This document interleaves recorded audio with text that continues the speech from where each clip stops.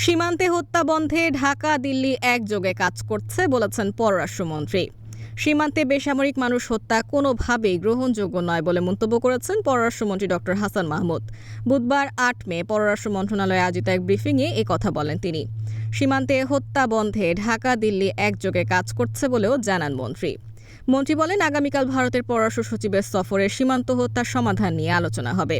এ সময় মার্কিন সহকারী পররাষ্ট্রমন্ত্রীর ঢাকা সফর নিয়ে সাংবাদিকদের এক প্রশ্নের জবাবে হাসান মাহমুদ বলেন, ডোনাল্ড লুর ঢাকা সফরের মূল ইস্যু রোহিঙ্গা সংকট নিয়ে আলোচনা। আগামীতে ঢাকা ওয়াশিংটন সম্পর্ক আরও গভীর ও জোরদার হবে। ব্রিফিংয়ে যুক্তরাষ্ট্রের বিবৃতি ইস্যুতে মন্ত্রী বলেন, হিরো আলমকে ঘুষি মারলেও যুক্তরাষ্ট্র বিবৃতি দেয়। অপরদিকে ফিলিস্তিন ইস্যুতে তারাই আবার হাজার হাজার শিক্ষক শিক্ষার্থীকে নির্যাতন করছে। ওই ঘটনায় দেশটির সরকারের মন্তব্য কী তা জানতে চাই। উল্লেখ্য, বুধবার রাতে ঢাকায় আসছেন ভারতের পররাষ্ট্র সচিব বিনয় মোহন কোয়াত্রা। বৃহস্পতিবার প্রধানমন্ত্রী শেখ হাসিনার সঙ্গে তার সৌজন্য সাক্ষাৎ অনুষ্ঠিত হওয়ার কথা রয়েছে।